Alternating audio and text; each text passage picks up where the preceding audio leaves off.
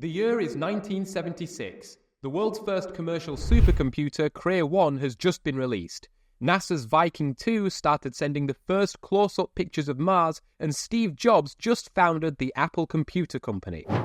Things were getting exciting as for the first time in history, computers were sending messages to each other through networks. Even the Queen of England managed to send the first royal email.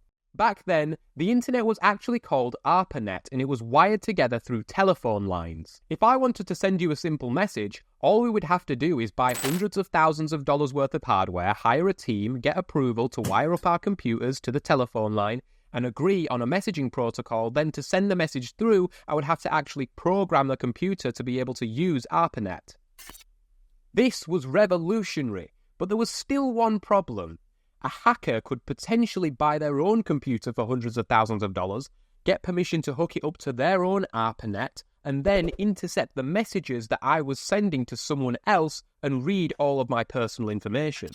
Hackers across the world were filling up rooms with massive computers, all so that they could read the secret messages that were being sent across ARPANET. But thankfully, there was already many encryption algorithms which we could use, and as long as I had the same key as you, then I could send messages to you and encrypt them so no one else can read those messages. But the problem is, the only way to safely share the key with someone was to drive to their physical location, force them to download the encryption software, give them the key, and then drive back home. This method of encryption is nothing new, and it was actually used by criminals to communicate in secret over radio stations without the government being able to tell what they were saying. But Ralph Merkle, Martin Hellman, and Whitfield Diffie were forward thinkers, and they knew that apps like email or WhatsApp wouldn't work in the future using this system.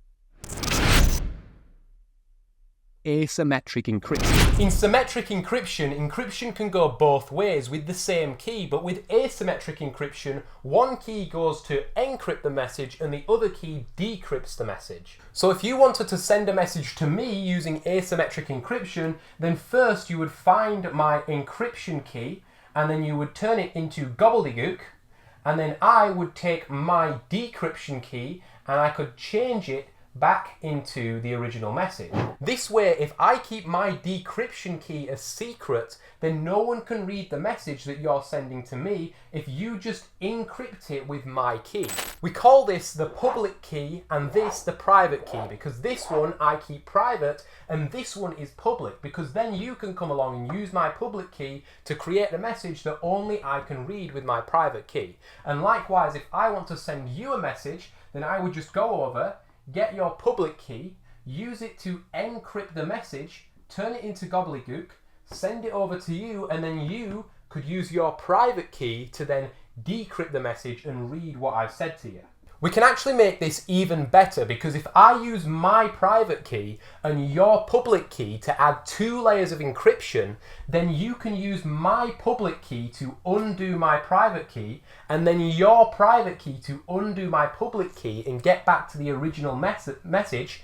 And now you know that it's definitely from me, because I must have used my private key, which only I can see. This way I can send a message to you using this key combination, and you can send a message to me using this key combination, and we can both be sure that we're chatting to each other and that no one else can read our messages.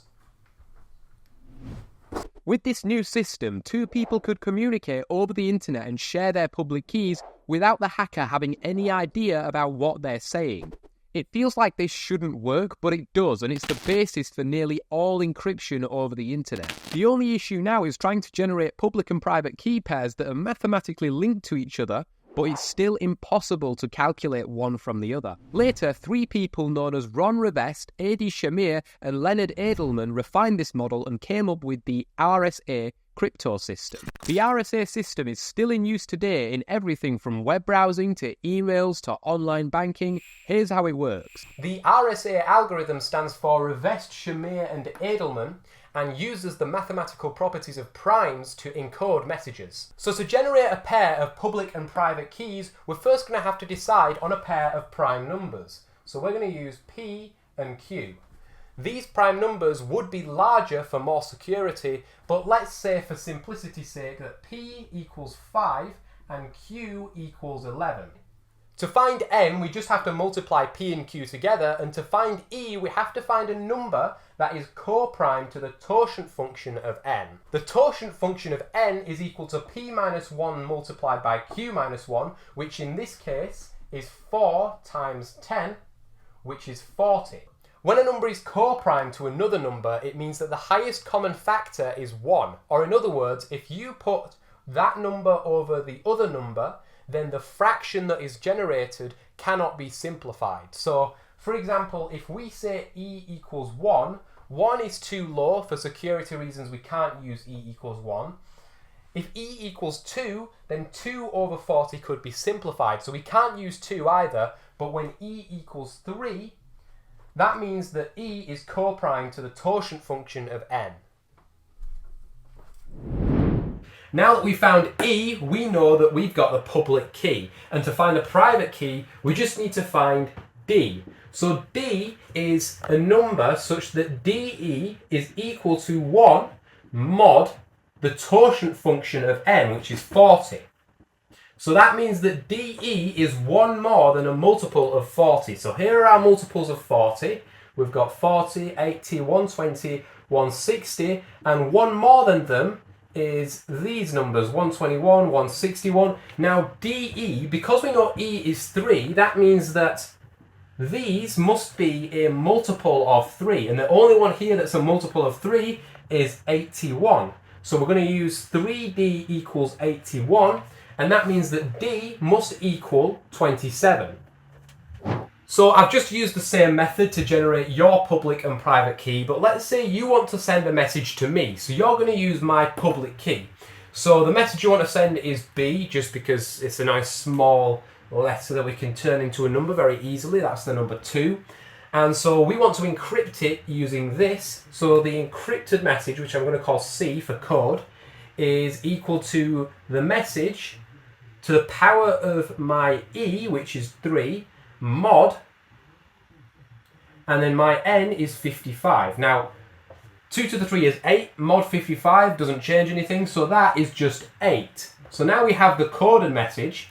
You send this over to me, so you send me the number 8, and then I decrypt it using this. So to get the original message, I do your C, which is 8, to the power of my D, which you don't know, is 27, and then mod 55. Now that's an incredibly large number, and unfortunately calculators don't usually have the mod, but if you use the Chinese remainder theorem, or as I did, just use ChatGPT,